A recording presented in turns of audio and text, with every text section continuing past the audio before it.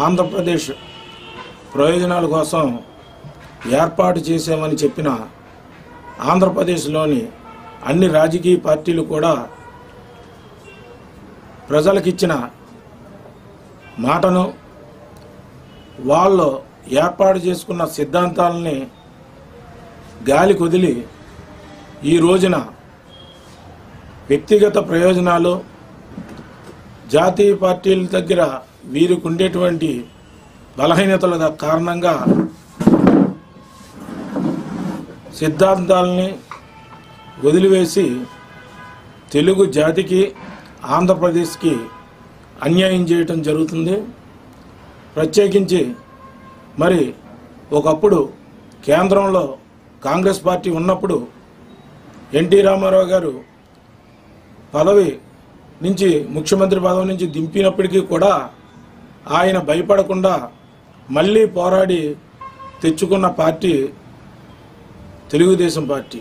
అటువంటి పరిస్థితి ఆ పార్టీ పరిస్థితి ఈ రోజున ఎలా ఉందో మీరు అర్థం చేసుకోండి. అలాగే వైఎస్ఆర్ పార్టీ వైఎస్ రాజశేఖర రెడ్డి గారు మరి కాంగ్రెస్ పార్టీలో ఉంటూ ఆ రోజు ఆయన రాజకీయ జీవితం పూలపాన్ కింద జరగలేదు. ముఖ్యమంత్రి అయినప్పటికీ కూడా నిధుల విషయంలోనూ ఆంధ్రప్రదేశ్కు ఉండే హక్కుల విషయంలోనూ కేంద్రంతో పోరాడి సాధించుకుని మరి రాష్ట్ర ప్రయోజనాలను కాపాడటం జరిగింది.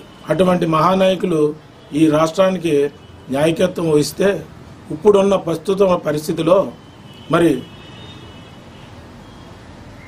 జాతీయ పార్టీలకి ఇక్కడ ఒక్క ఓటు ఉండక్కర్లేదు, ఒక్క సీటు ఉండక్కర్లేదు.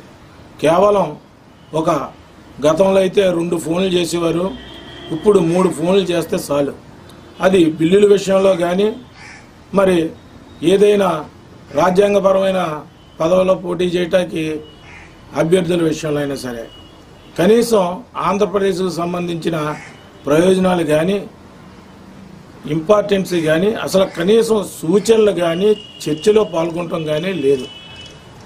ఎవరైనా అక్కడ కేంద్రంలో ఒక బిల్లును ప్రవేశపెడుతున్నారు అంటే దానికి ఇక్కడున్న అన్ని పార్టీలు కూడా ప్రతిపక్షం లేదు, అధికారం లేదు, అందరూ కూడా మీరు ఎప్పుడు చెబితే అప్పుడు మా ప్రజాప్రతినిధులు ముందుకొచ్చి మీకు ఓటేస్తారని చెప్పే పరిస్థితి తప్ప ఇందులో తప్పనిసరిగా జాతీయ ప్రయోజనాలు ఉండాలి.